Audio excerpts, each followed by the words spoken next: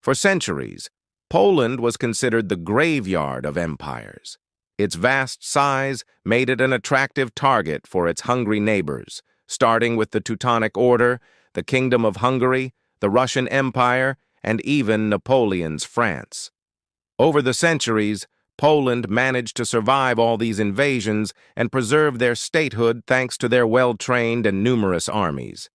In this video, we will go through the most important battles in Polish history, from the times of the Polish Knights up until modern times. The year is 1295. The Kingdom of Poland has been around since the 10th century, but in this era, the Piast dynasty is at war with the Teutonic Order over the lands of the Baltic. In 1295, they clashed at the Battle of the River Bzura. The Polish army consisted of 6,000 mounted knights and 12,000 foot soldiers, while the Teutonic army only had 3,000 knights and 8,000 infantry. Despite being outnumbered, the Teutonic Order won. But there was one problem. The Polish king, Wenceslaus II, escaped. He would later go on to win back all the lost lands and then some. A few decades later, the Mongol horde led by Batu Khan was terrorizing Europe. Local lords were hiring mercenaries to defend their lands, and one of those lords was Duke of Poland, Henry VI. When news broke out that the Mongols were approaching his lands, he gathered a force of 8,000 men and marched to meet them. The two armies met at the Battle of Legnica in 1241. Henry had prepared an ambush, and when the Mongols got into the valley, he unleashed his army. The Polish cavalry charged hard and fast, routing the Mongol right wing, but the left wing held firm. Then the Mongol archers struck and routed the Polish army. Henry himself barely managed to escape with his life. Fast forward a few centuries, we find ourselves in 1683. For 20 years, the Ottoman Empire was laying siege to Vienna. It was during this time that Polish King John III Sobieski assembled an army of 3,000 men and marched towards Vienna to relieve the city. The Allies met the Ottomans at the Battle of Karansebes. The Polish winged hussars were the key factor in winning the battle and breaking the Ottoman siege on Vienna. This battle marked the end of the Ottoman threat to Central Europe. But not long after, a new threat emerged, the Russian Tsardom. In 1655, the Russians invaded Poland and started marching south. A Polish noble named Stefan Charniecki gathered a force of 8,000 men and pursued the retreating Russians. The two armies met at the Battle of Bereslavl. Despite being outnumbered 2-1, the Polish army won a brilliant tactical victory.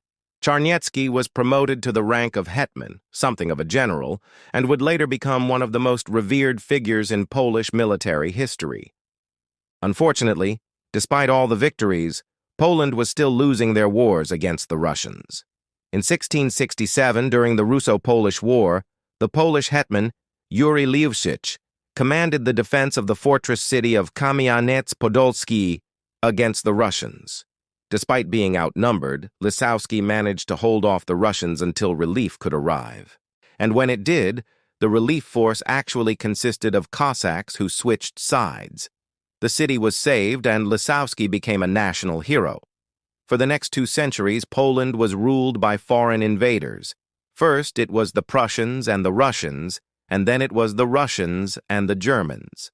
During World War I, a Polish nationalist movement started to rise, wanting to restore Poland to its former glory.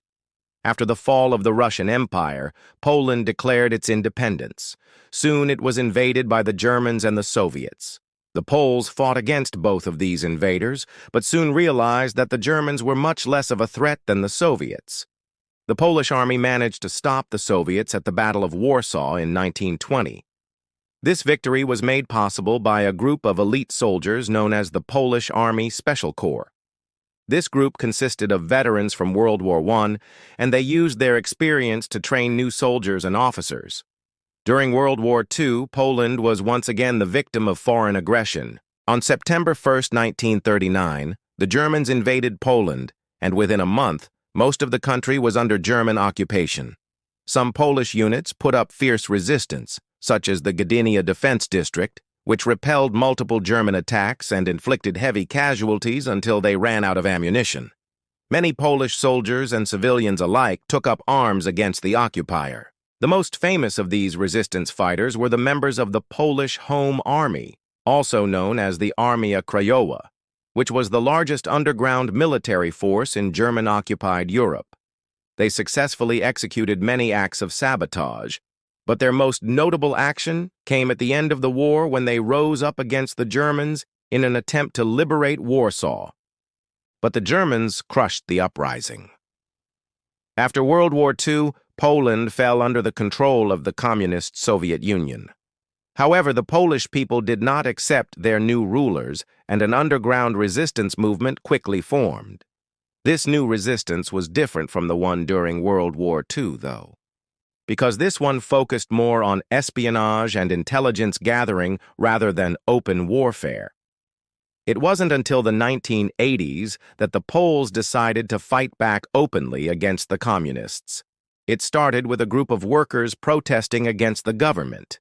When the protest turned violent, martial law was declared and the Solidarity movement was banned.